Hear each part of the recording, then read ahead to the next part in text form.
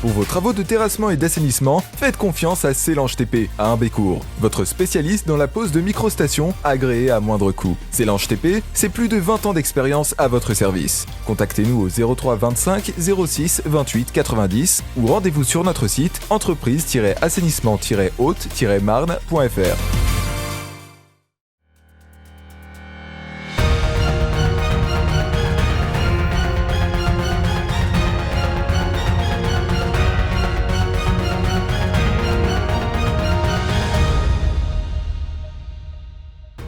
Bonsoir à tous, nous sommes le vendredi 28 août 2020, bienvenue dans le journal de Puissance Télévisions, voici les titres de cette édition. Le top départ est donné pour les travaux du futur ensemble scolaire de Joinville, à découvrir dès le début de ce journal.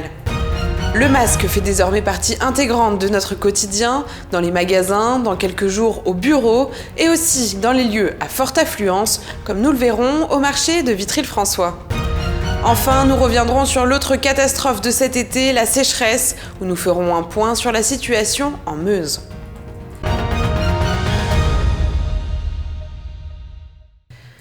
Je vous le disais en titre, les travaux du futur ensemble scolaire de Joinville ont officiellement débuté hier. D'ici 2 ans, il y aura 2 écoles, une maternelle et une élémentaire, ainsi qu'un collège, un restaurant scolaire et 7 logements de fonction. Ce projet s'inscrit dans les compétences du département qui doit assurer la construction, l'entretien, mais aussi l'équipement des collèges. Et c'est également un enjeu économique fort selon Nicolas Lacroix, le président du département de la Haute-Marne, qu'on écoute tout de suite. Dès la sortie du confinement, j'ai souhaité aller à la rencontre des entreprises, me rendre sur les chantiers pour montrer que le conseil départemental est une collectivité qui investit et qui continue à investir. Là, on est sur un projet à 17 millions d'euros, partagé bien sûr avec la communauté de communes et financé par nos acteurs habituels. On veut un projet moderne, mais il faut toujours se rappeler qu'on est dans un département de l'Est et donc on ne fait plus de toit terrasse. Par contre, on travaille beaucoup le bois. Enfin voilà, il y a des matériaux nobles qu'on souhaite. On souhaite vraiment aussi inscrire ce plan collège dans la modernité du bâtiment. De plus en plus de grandes villes imposent le port du masque dans leur centre-ville, on l'a vu à Nancy par exemple, mais dans nos villes moyennes, la question semble moins évidente. Pourtant à Vitry-le-François, la préfecture impose le masque aux habitants de la Cité Rose 2 fois par semaine lors du marché. Alors comment la nouvelle règle est-elle reçue et comment les forces de l'ordre la font appliquer? Réponse tout de suite, regardez.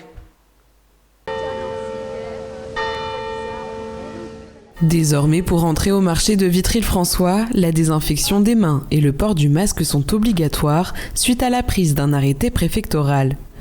En plus de la police municipale et des gendarmes de la compagnie de Vitry-le-François, des réservistes venus en renfort patrouillent dans les allées du marché. Les gens, dans l'ensemble, à 99% des cas, respectent et comprennent le port du masque.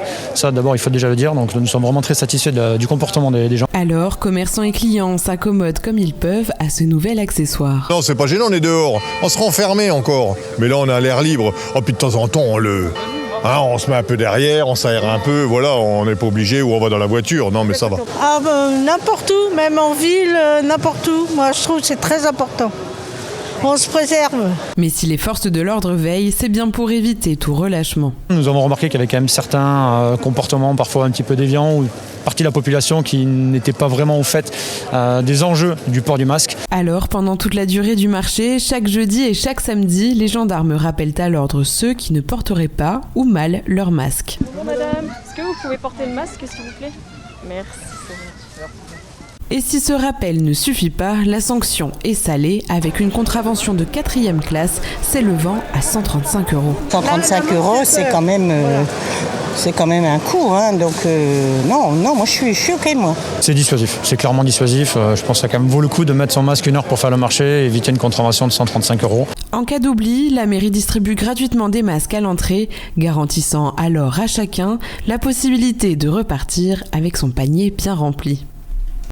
S'il y en a bien une qui a été aux abonnés absents cet été, c'est bien la pluie. Ces derniers mois, le temps a été chaud et sec, ce qui a fortement impacté les agriculteurs. Exemple ici dans le département de la Meuse avec ce reportage signé Julien Carré.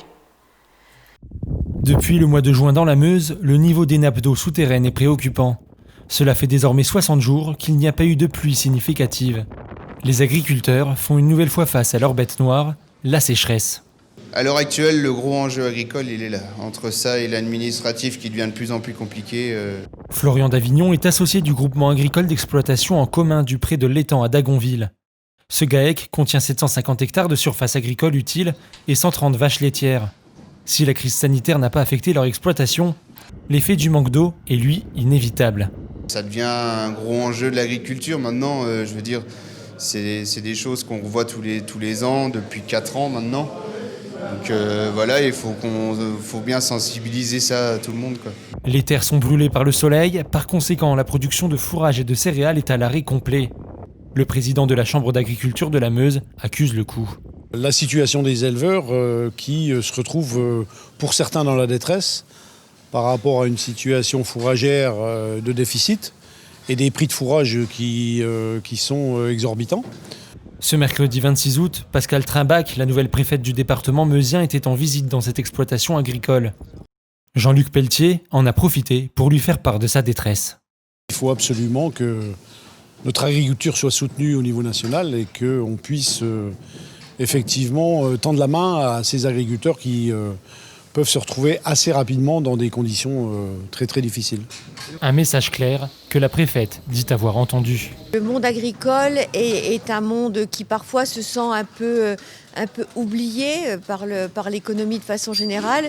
Et dans un territoire meusien où le monde agricole joue un rôle également pour la vie sociale, pour la vie associative, il est important de montrer cette implication des services de l'État pour les soutenir.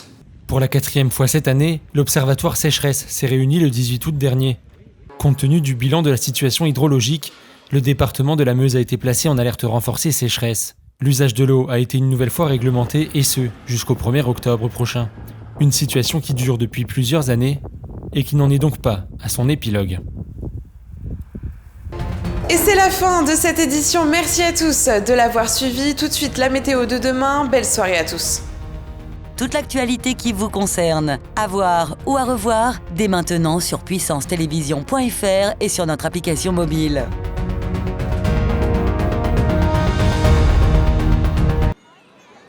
C'est quoi ici? 3 ou 4? Si c'est 4. 4? C'est pas 2 ici? 2? Il me semble que c'est 4. 4, 2, vite là, je vais passer pour je sais pas quoi. Non, c'est 4. 4, c'est possible. Ouais, je suis presque sûr. Sûr? 4. 4. Salut. Salut. Et non, ici la bise c'est 3. Passons un bon été avec les bons réflexes. Cet été, le virus circule toujours. Ensemble, continuons d'appliquer les gestes barrières. Ceci est un message du ministère des Solidarités et de la Santé.